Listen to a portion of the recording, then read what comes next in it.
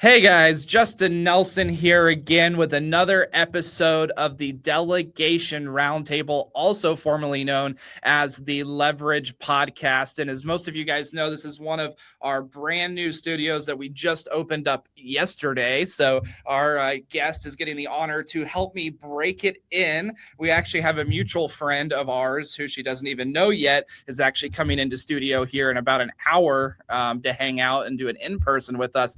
But with that being said, I am going to not dive into too much of her background, even though I know quite a bit of it, because it sounds like there's even maybe some surprises and changes since the last time we got to connect, probably maybe over a little bit, at least over a year ago, maybe 3 years ago.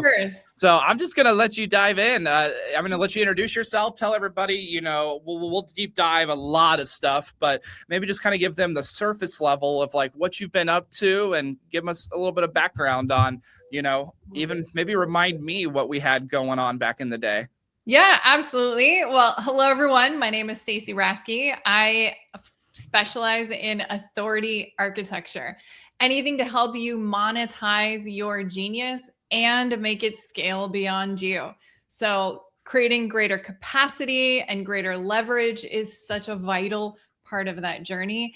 And so it's been a blast to get to that season where you and I last connected. It was a lot more of the leadership development and business development. Mm-hmm. And we've combined that with the systems and automations. And now, obviously, AI to have launched our Inflow OS, the operating system for multi-passionate, multi-dimensional thinkers. I love it. Well, tell me a little bit more about your background, because I know I got to hear a little bit of it when I came out to your guys' event probably 3-4 years ago, like you said. So like give everybody like, what was your background? Because most people, especially in this world of AI, and I always jokingly have been joking with people and go, none of us woke up when we were born and said as kids, we're going to probably run, a virtual assistant company in my case, right? A leadership, organization, leverage organization with some AI, when we're the ages we are. So give me a little bit of background, like what led you into this world of business that you're now in?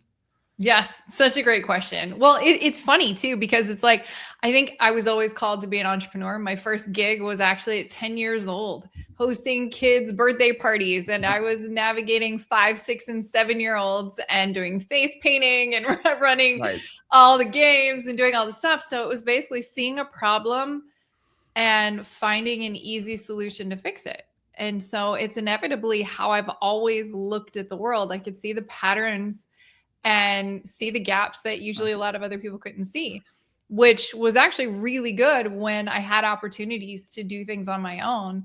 Kind of fast forward at 22, it was time for a big change in my life. And I joined the military, joined the Army, enlisted in 2001, February 2001. Wow.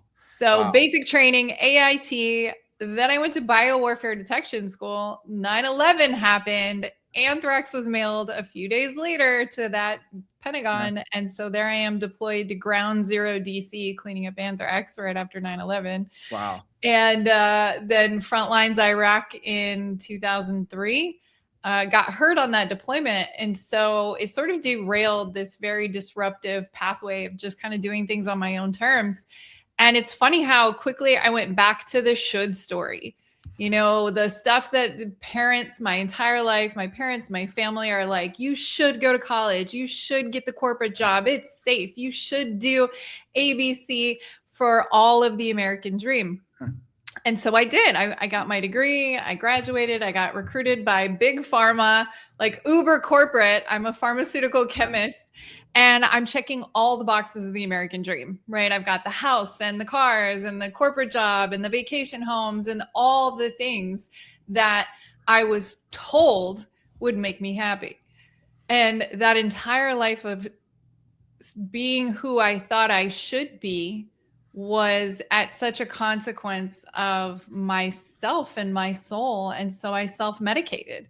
I self-medicated with a lot of food and alcohol and drugs and work and social media and television, all the socially acceptable, sometimes not. Yeah. And ultimately it led to my rock bottom moment 12 years ago.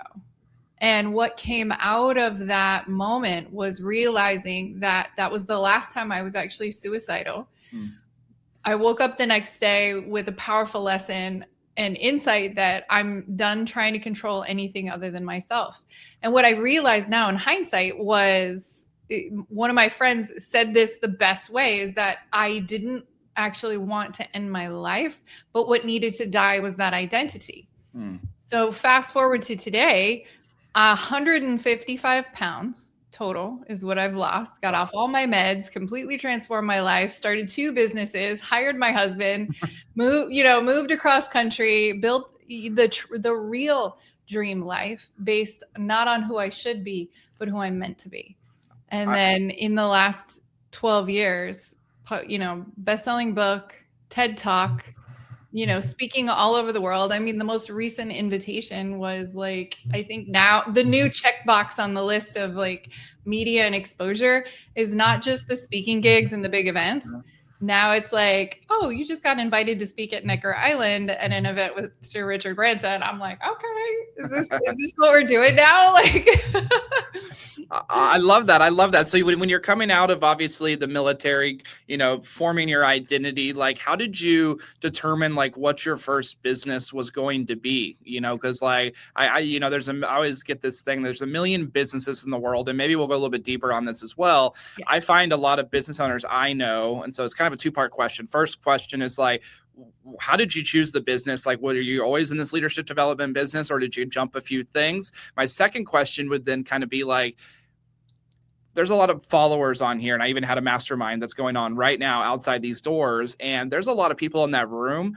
I can tell they're only in the industry they're in because they're wrapped up in the identity that it's given them, right? And they might just need to be in a brand new industry, but yet they haven't had that self-realization yet. They haven't gone through that self-work journey to realize that maybe. And even though I think I can see it, I don't know for sure, right? I'm not them, but I would like, so first question, like what led you to this business, right? And is it the first business that you started when coming out of the military?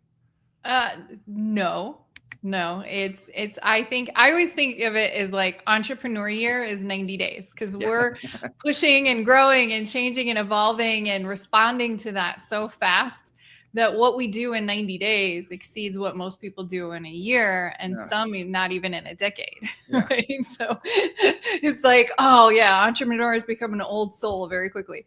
And it's always evolving. So what initially catalyzed my business, the first business, was my coaching business. Because needless to say, if you lose 100 pounds in 10 months, people notice. Absolutely. So then they're like, what are you doing? Teach me how to do it. Not because of the weight, but because of how my identity had shifted. I was showing up different in the world.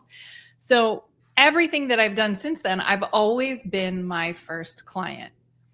And so that first was my own internal transformation. Then I'm getting into business and I'm learning business to grow my own business. Inevitably, all my clients become high capacity, high performing entrepreneurs. So now I'm helping them with their businesses over time and helping them with the leadership of their teams and their self-leadership, especially. Then I automate myself out of that first business. And I realize my clients don't have the tools and the tech to do the same. So that inspired me to move from the personal brand business to creating Influential. And that's when we added in, I hired my husband because he's such an engineering tech genius. And we really started leaning more into the systems and automation side to support all of that leadership development.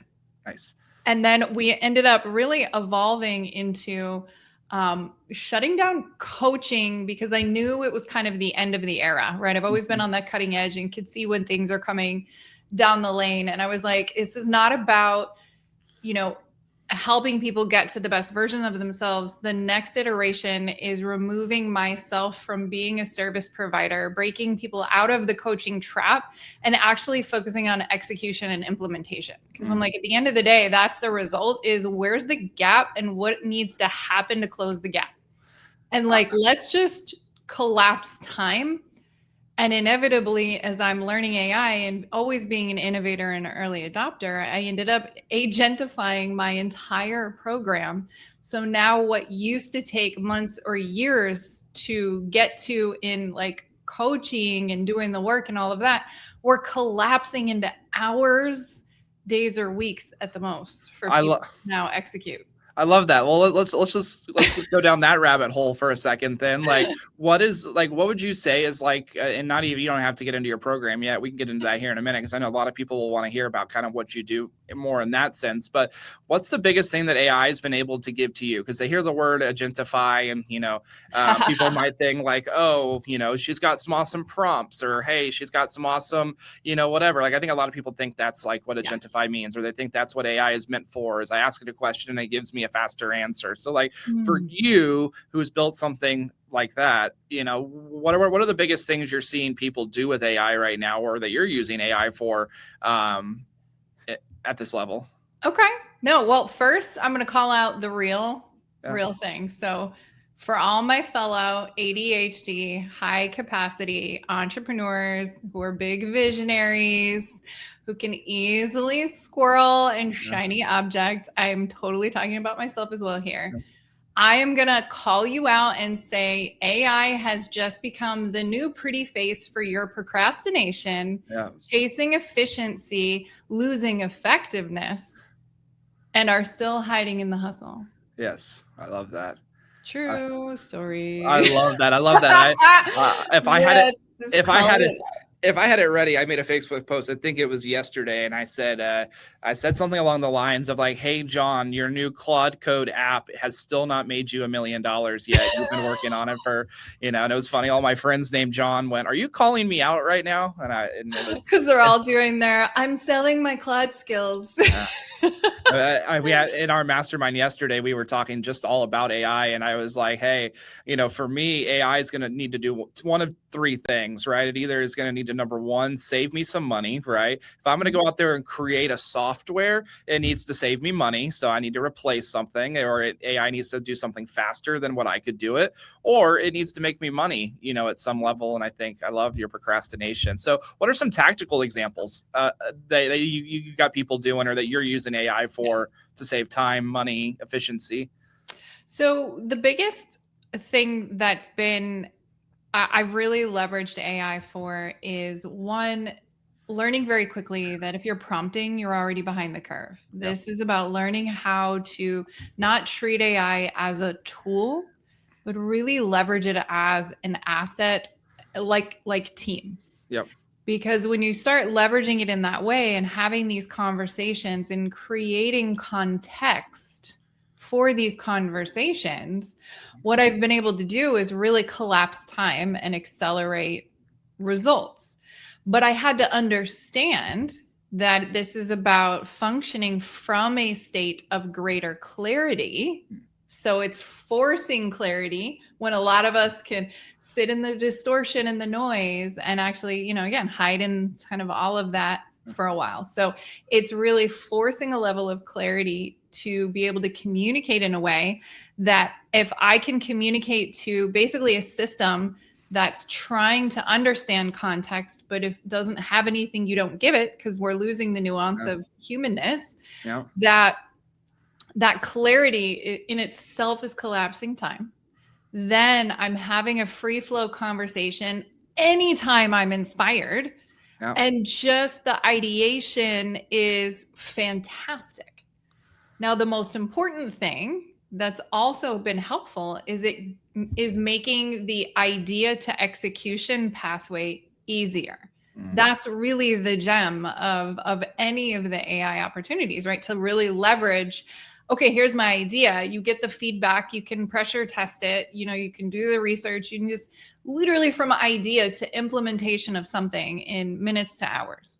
I love that. And entrepreneurs, like, how would you say to self-audit, right? As a leader, you probably self-audit yourself all the time, but a lot of us won't self-audit because we're solopreneurs, or, we're our own worst boss. So like, how would you self-audit? Am I using AI for the right things, or am I using it to procrastinate, right? Because like sometimes I even struggle with that, where I'm like, yeah, this is going to be helpful. And then my team's like, well, yeah, like in like 9 months, like, let's put that project to the side for a second. Like, so it's like, so how do I know if it's helpful? Like, how do I self-audit if I'm actually doing something that's going to move the needle forward versus, just waste more of my time?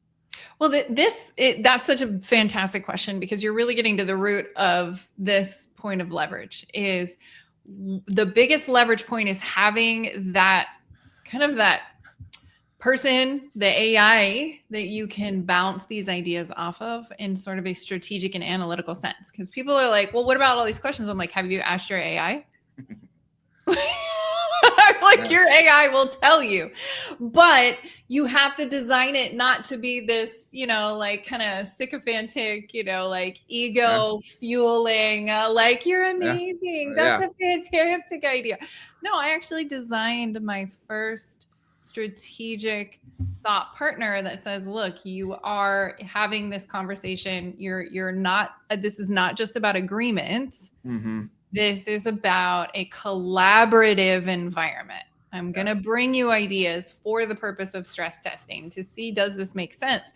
So that becomes that first kind of org chart AI that now I'm implementing. So when we think about, like, if you're the visionary, the first org chart person, really important org chart person that's helpful is your integrator, right? Or the architect, either way. But I'm an architect. So I'm like, cool, I'm a visionary integrator translator. Get in, get the plan, get out, here you go. But to have that role and create that, whether you are creating a Claude project or a Claude skill or a GPT or a gem doesn't matter. But having that main one you go to first to just be like, is this even an idea worth chasing? Because just like you, just like me, it's easy to squirrel and think it's a great idea until you're like, oh, wait, I just lost 5 hours because I squirrel. I love it.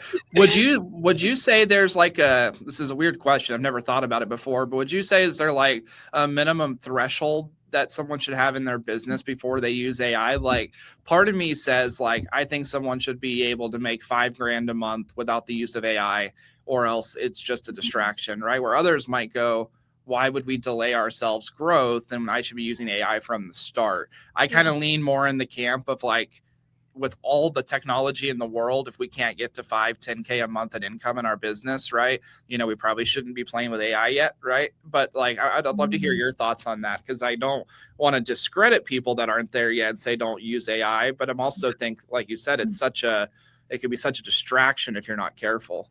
Yeah, I think the biggest piece goes to this self-leadership, right? Are you using the AI to sit and ideate and never execute? Yep.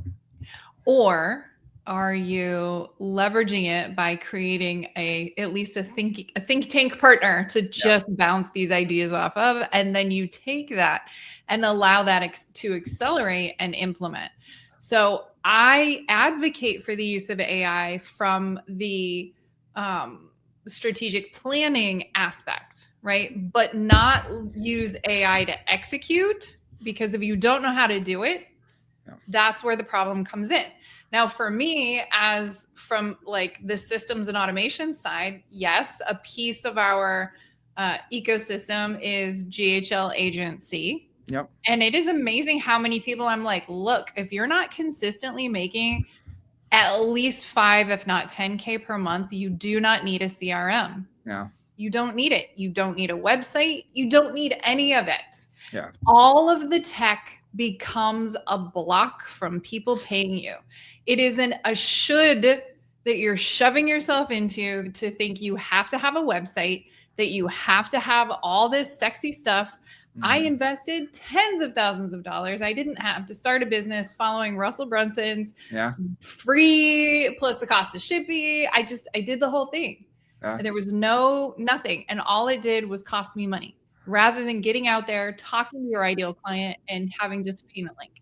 Get your Stripe, get your PayPal, have people Zelle you. Who cares? I love that. You don't need any of it. I love that. Well, tell me a little bit more about like what you do, like tactically, right? So if someone's watching here and they're like, all right, I love everything that she's got going, I love her energy, I need someone to come into my business and help me, do everything she's saying. So talk to me a little bit about like, what is it that you're selling? Like, what is it that it like does? I mean, I know generally we've talked about what it does, but like at a tactical level, like what can someone give you money to do for them?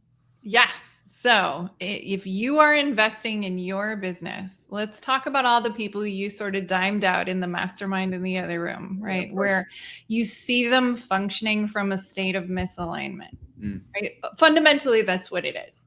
cool. It could be misalignment with the business that they're in because they ended up shutting themselves into something easy, Yep. or because we grow and evolve so quickly, it could simply be they've grown past it. Mm, It's time for them to hand off the business to the people who are going to be in it. So they're not even on it anymore. They're moving out of it. So those are the people that are ideal for me when they're moving out of these other things that they've been doing and they're ready to step into more purpose-driven impact, community building, or allowing their message to become a movement. And most importantly, my gem is helping you monetize your genius on autopilot so it scales beyond you. Most people think when they leave their other businesses and they start monetizing their genius because they've spent a lifetime giving that genius away for free, they start getting a little uncomfortable. Like they Yeah. start undercharging. Well, this is just who I am. I'm like, stop. This Yeah. is literally millions of dollars you're sitting on if you put this and set it up right. So that's my lane. My genius is helping you find all that untapped genius, thought leadership, stories, Yeah. and turn that into that personal brand business designed for you to never be the bottleneck. What are some symptoms of like a self-identity? I don't know if you'd call it crisis, right? But like, I'm sure there's a better term for that. But Yeah. what are some symptoms? Because a lot of times, we have people that go, "No, I'm okay. I'm doing great," and you're like, and I'm like, No, you're are, not. are you? I mean, if you are, it's kind of a weird way to show it, the way you're, showing up in the world. But like, what are some symptoms that I can look for in myself, that I can look for in others, where because I'm always a big person about calling people out, right? In terms of like, With love. yeah, with love, right? Like I call myself out, right? Like I've accomplished a lot of things in life. Health is still one that I work on every single day. And so, but I'm willing to call myself out if I have people call myself, in different areas. So like, as far as like the identity piece, it's because identity is not like a weight thing, right? You look at me and go, okay, a little overweight, obviously has some issues there, but you don't look at me and maybe go, oh, he's got identity issues all day long. I think maybe if you know me well and you're around me a lot, you might. But like, what are some symptoms that people can look for identity issues? So, I mean, the big ones for the high performers and the high capacity leaders, because our high functioning trauma response, stress response has given us an ROI. We're really good at wearing the mask. We're really good at looking like we have our shit together when inside we really don't. Yeah. Right. And it's a challenge because we're so used to functioning, high functioning for everyone else at the cost of our own soul. And there's a point when you can start to see it, right? And as a war veteran, right? Like I know the 1,000-yard stare, there starts to be sort of that autopilot. There's a bit of that disconnect, right? The joy isn't quite so joyful, because at the same time, the lows aren't nearly as low. Everything's just kind of like muffled and muted a little bit. That makes sense. And you just start kind of functioning, not experiencing. You're not deeply present. The big one is symptoms wise, when you want to burn your business to the ground. When things are feeling really hard and they shouldn't. Resistance. I like that because I think a lot of us, it happens a time or two, and then you're like, it'll go away, and then it comes back, and you're like, it comes back, and you're like, all right, why does it keep coming back, right? Misalignment. Misalignment. And it is. I think it's so easy too for us, right? We commit to a pathway that we're like, I'm so far down this pathway, I don't know how to get off this road. Where's the exit? Right. And then that's where it moves into, leveraging what you do, right? Getting the right team in to help create the leverage so they can move out of being in their business and work on the business, or even more importantly, move into the exit. Yeah. Right? I'm here to help you have that monetization that moves from side hustle or passion project into your main thing, because that's how you're leaving a legacy in the world. That makes like sense. a real legacy of impact. What would you say to people that are like, all right, I'm like 3 years into my business? Because I think back to when I was 3 years in the business and I would have had this thought then. I feel like I fixed some things that put me in a better position since then. But like, I'm 3 years into my business, I'm making good money. You know, it's like it's making me feel good at home. But in order for me to like, it's not a big enough business yet. Like it's easy, like for me, for example, in my opinion, with a business with 150 employees, I know I'm just a call away to go put a CEO in my place if I wanted to step out and move into something else. I don't think everybody's yet in that position in business. Some are, but some aren't. You know, they're going to be like, well, if I let this go, I don't have the money to go hire a CEO because I currently pay all myself. You know, we have this scarcity, you know, and just protection mindset of like, well, Survival. I got to feed my family. I got to survive. And so, you know, what's your biggest piece of advice to them? Is it just to like jump off the cliff and trust everything's going to be okay? Or like, what's the strategic steps to make sure like life doesn't come crumbling down around them if they go and go, oh, okay, this is an identity issue. I don't want to be in this business, but I can't just put someone in there yet. There's not the funds, there's not the profit. And the only answer maybe I got to burn it down and start from scratch.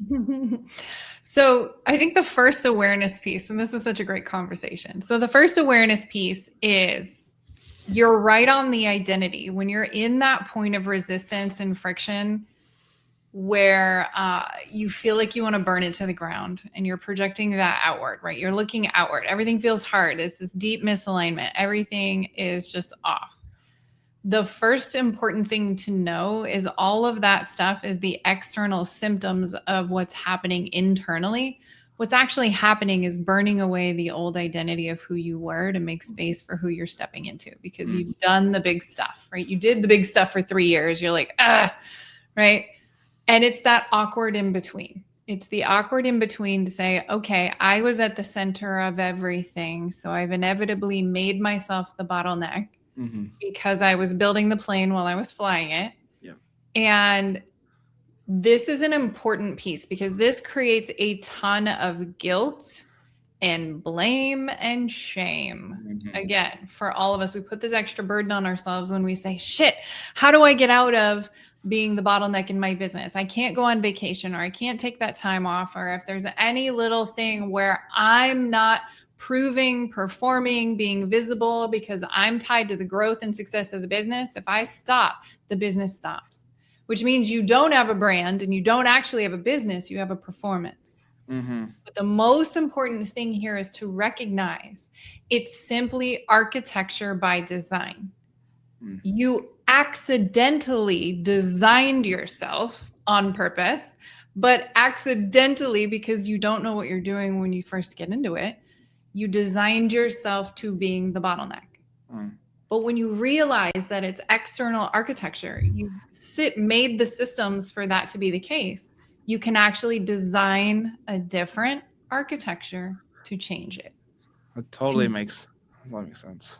Yeah. And all of a sudden it's like, oh, wait, it's not that you are wrong or bad. You just built what you built with the capacity and skills you had at the time. Now you have enough wisdom to say, okay, I can build something different. You can start to shift the systems, right? You went through that from the 3 years to now to say, oh, I can call somebody to come in and CEO because I've architected a different infrastructure that you're not tied to being on the front end performance like you were in the earlier days, right? I love that. Yeah, it is so much more simple when you take that pressure off yourself. Now it's just super important to make sure you're designing something different. And that's just my lane, right? It's that architecture so that you can scale yourself beyond. I love that. Now, what happens when your spouse isn't bought in to that re-identity shift? Because I think we see a lot of our entrepreneurs, you know, and they're like, oh, I fixed me. I got my identity, but my spouse is still back in 2020, right? They're still living the same life they lived then. So like, how do you, in an effective way, like bring them along, even if they're kind of being dragged a little bit? Like, how do you, because I know I had an entrepreneur the other day say, well, I'm just going to grow it. If my wife doesn't follow me, we'll just figure that out then with some divorce paperwork. And I was like, I don't think that's the best mindset. Maybe it is. I don't think so, but I don't think that's it. But it's like, I think you're setting yourself up for failure. But like, how do you deal with that? Because I know we come from a similar ecosystem back in the day as some masterminds, and I think it was discussed probably in those days too. It's like, well, I'm at these masterminds, I'm at these conferences and self-development, and I'm growing my life, but my spouse at home is still living in their bubble, right? So like, how do you deal with that? Because then you add on, hey, my self-identity is shutting my business down and following my passion. And it's like, what? You're like, not only are you crazy to the world, you might be crazy to your spouse. Well, you don't necessarily have to shut it down. You can just automate yourself out of it. Well, that's it. I mean, just saying. Yeah. But no, it is definitely a challenge. I think this is always going to be the deeper questions of who do you want to be and how do you want to show up in the world, right? As someone who just celebrated my 23rd anniversary, married, and 25 years together, that has been an extraordinary challenge. Yeah. Not only from just the relationship perspective with someone who's always growing and expanding and learning and evolving at like crazy speeds. And then being with someone who's like really passive and casual with their journey, right? And that creates these seasons where there's big gap and disconnect. And then there's seasons where you can bring it together. I love that. So the big thing that I had to do was in my own journey was really look at, do I want to simply lead by example and be my best? And then just simply be present and appreciate my partner for showing up as who they are rather than expecting them to be someone else. Right? Because that's where we create our own pain and where we create our own suffering. We do it with our parents. We do it with our family all the time. So how can I look at and appreciate the things he does do? Right? So it's flipping into that lane of gratitude. And I will tell you too, it's been a painful 12 years to lead in that way and recognize like other people, their journey is their journey, right? Like you can't force your journey your way on somebody else. They're different people. All you can do is lead by example at home with your spouse and your kids, and they'll find what works for them. I'm encouraging. And we did get to the point finally where we ended up going to the same event in April. Very deep. Actually, it's the most transformative event I've ever been to. If you haven't done it, Money and You, it's literally this program. Everyone of influence has graduated from this program, from Robert Kiyosaki to Tony Robbins to Jack Canfield and T. Harv Eker and Mark Victor Hansen and Sharon Lechter. Like they're all graduates of this program because it's been around for 50 years. Wow. There is a reason. So I was like, I feel like this is a safe space. He might really get some like excellent experience from it. And he did. So it was just leading by example and inviting, not forcing, right? Inviting to an opportunity and being discerning enough to say, I think this is the right opportunity, and let them walk through that door. I love that. Let me ask you kind of maybe a more broad question. We've obviously talked a lot about identity. Like, what is, like, if I ask every guest this, right? So you're not the first one, but and I'll give you some examples. But what is the most broad piece of advice you can give business owners that could change their lives if they take? So I had someone yesterday say, like, don't quit. I had someone the other day say, when you feel like you want to quit your business 8 times, keep going, look for a new solution, which is kind of funny. He said that because it's like, oh, it's kind of aligned with what you're thinking. There's a way. So like, what is like some broad general advice you could give that could change someone's life? It is the specific advice I'd even give my younger self. Nice. Is that it's only as hard as you make it. Yeah. It truly is a choice. Where I made it hard was not stepping back to really think about the plan. Instead of thinking, planning, doing, I just went into doing, right? Yeah. So I'm making it harder. It took me a long ass time before I asked for help. I love that. Right? There's so many ways that you can allow things to be easier. And we have this price we feel like we need to pay with suffering and hustle and effort and whatever it is, thinking that that's going to prove our worth or deservability. No, that totally makes sense. I think, well, what's interesting you said about that, about thinking, planning, doing, right? I think a lot of us are, we can't figure out how to get them together, right? Because we don't take the time to think about how to put them together. I think, I'm like you, I was just a doer, right? Like I look back at my journey and I'm like, all right, I did 200 days a year on the road and wore it like a badge of honor for 4 years. And I look back now and I'm like, I am such an idiot. Why did I do that? But at the same time, I don't regret it. It was a part of my journey and it helped build the business we have today, which has blessed us. But it also tore apart my body, where I could have probably looked back and went, could I do a 25% of what I did and still have had the same effect from being re-energized, having more energy, not, on 150 planes a year, not sleeping event to event. But I love that. And then some are just always in plan mode, right? They don't ever get into any kind of doing. They're just plan. Prep purgatory. Yeah, it's like they're always prepping and getting ready and planning and when are you gonna pop and pull the trigger? Yeah, I had someone yesterday. We were trying to convince her to do a podcast because it's one of our strategies just to get out into the world. And she's like, I want to watch episodes of yours first to see how you do it. And I said, no, I'm not even going to give you access to my podcast to look at it, because if you look at it, you're going to analyze it. You're going to judge yourself against it. You're going to then try and copy it. You're going to try and do all these things that are going to cause you to ultimately stall, right? And then you're just not going to get started. Analysis paralysis, overthinking. I love that. I love that. So in your business, like I think a lot of people watch, especially when they hear someone like yourself that's been deep into the self-identity journey. You understand where you're wanting to go. I look at like a Tony Robbins and I'm like, oh man, he must have it all figured out.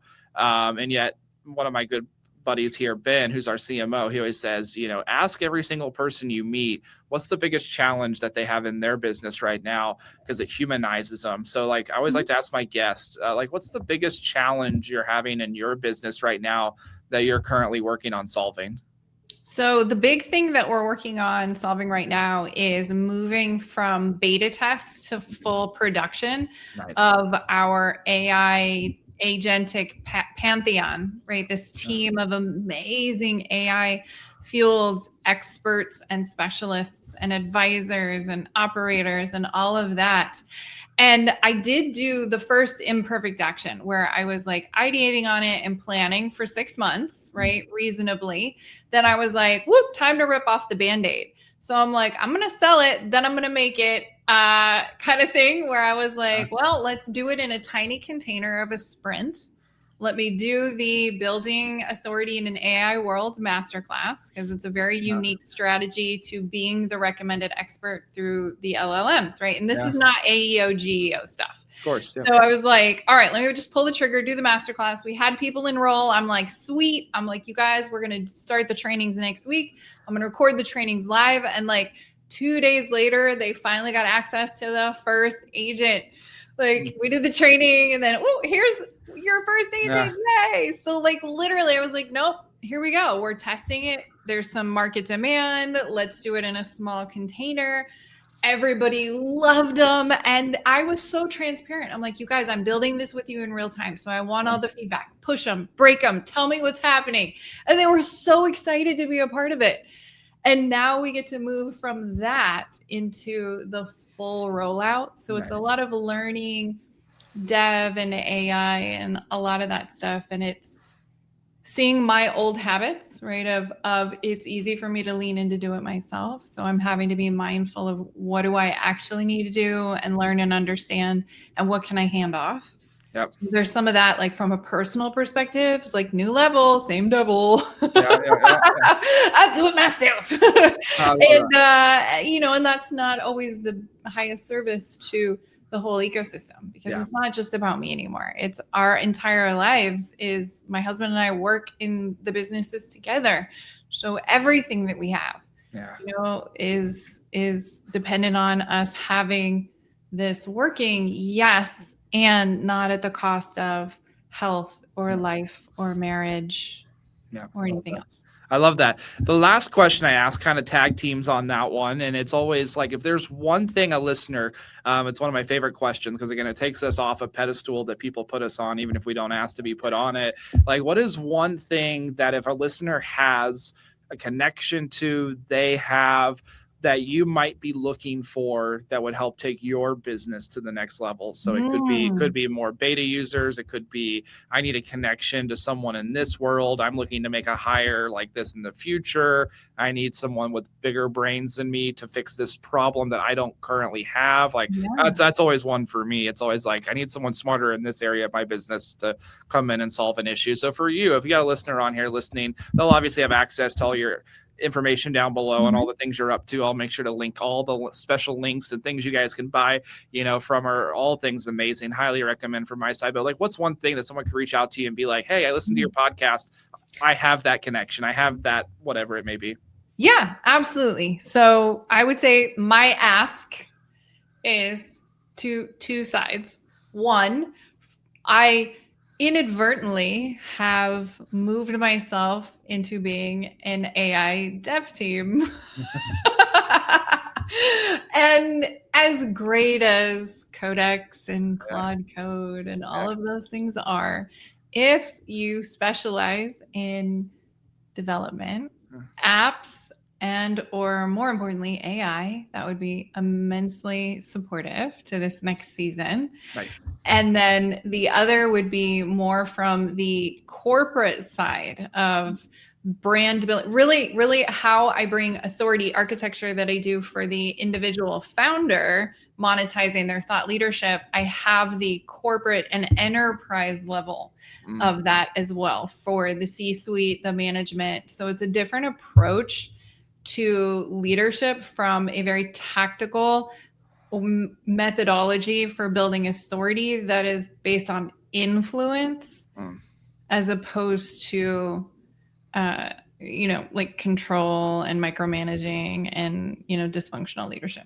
Yeah, no, I love that. I love that. Is there anything today we didn't chat on that you're like super passionate about that you want to chat on before we go?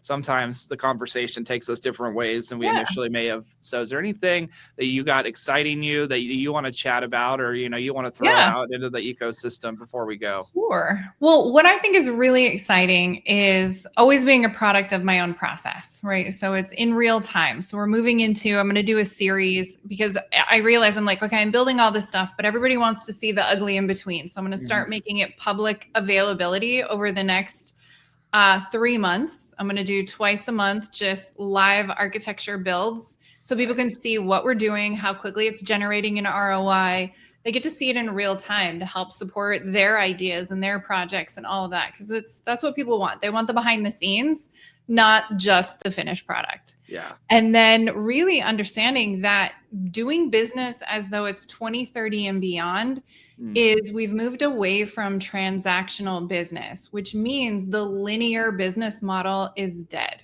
So if you're using funnels and tripwires and upsells and downsells and value stacks and offer ladders, all of that is linear and is also keeping people from paying you and keeping people from actually connecting with you. Yeah. So moving away from transactional business into relational business. And you can do that at every single step of the process. And the best way to do that is how we designed our operating system is it's like a ring. And you don't have to start at step one. You come in where the actual gap is, and inevitably, since we move quickly and we evolve and we do some imperfect action and we get some feedback, then you go back to something else and address that. Or you have a new thing that you're like, oh, cool, now it's time to upgrade this. So you move freely throughout this recursive offer ecosystem. So it's not linear, it's not a box, it's not a step-by-step, it's the circle. That And makes it's sense. so cool because now it moves every ounce of your ecosystem into invitation energy, where Mm, people are learning and choosing to step up to the next level as opposed to you going down to sell them. makes sense. Totally different energy. And it's just one of the pieces that we do in the OS that we teach our clients to do this similar model. I love Total recursive offer ecosystem, relationship continuity engine, I love that. clarifying your signal and authority. And when you start bringing this around as this holistic approach, you eliminate compartmentalized work in your Mm, business because you see it. You hire the website person and then you hire the social media team, and it's like two totally different experiences yeah. Wow. versus addressing it from start to finish as a single cohesive Yeah. ecosystem, Makes total sense. especially when it's you leveraging and monetizing all of your genius. I love that. I love that. And I think that's something that we're trying to do more of. So I'll definitely be interested to see because, like, we come from a background where we've learned linear, we grew via linear, but it's not going to, it's like Tony Robbins said. I went to a date with Destiny not long ago, and he was something about, attraction, versus push and pull, Yeah. It's just a completely different level of, frequency to live on. And, Mhm. just, it's just overall a different ball game when you can figure that out. It is. And when you structure and plan every aspect of the business to have the balance of the masculine, feminine energy, right? The action versus the attraction or the invitation energy, Yeah. and you use the right energy at the right points in the journey. Yeah. And then your clients not only get better results, they're connected to something bigger than themselves, which means, hello, LTV becomes bonkers. Your Yeah. referrals become amazing. Like they just hang around Yeah. and they love you and they refer you and they're super fans. I And love, it's something I'm seeing like in that money and you ecosystem being around for 50 years yeah. to see a depth and breadth of relationship of like, wow, this truly is in real time how you create legacy through relationships. I love that. I love that. Well, Stacy, I really appreciate you jumping on with us today. It's been an absolute honor to catch up with you. And I know our audience has gotten a fresh air of some new content. A lot of our clients on the podcast like to talk about virtual assistants and, leverage or hiring people, which is all great, right? It's all a leverage, but none of that leverage matters, if you're not aligned with, who you need to be, your true self, your identity, whatever someone may want to call it for themselves, right? Or even in the wrong model. Genius. Right. Genius. Yeah, genius. Stop confusing effort with value. I love it. I That's your love big thing, right? Your genius is easy and effortless. I literally did a TED talk on it. So go listen. I love it. I will plug it down below. If you want to send that to me, I'll drop that for them to go take a look at and be able to even see your genius even more in depth. So with that being said, I really appreciate you jumping on today. And I appreciate you helping us break in our new studio. And I'm sure we'll have you back on here in the next year as well to kind of maybe get a quick little update on how your new, now that you're coming out of beta phase and rolling it out. I'd love to see the progress because it may look like a whole new thing even in a year with how fast everything's moving in the AI world. So I really appreciate you jumping on with us. Yeah, absolutely. Thank you. And always happy to be a cherry popper.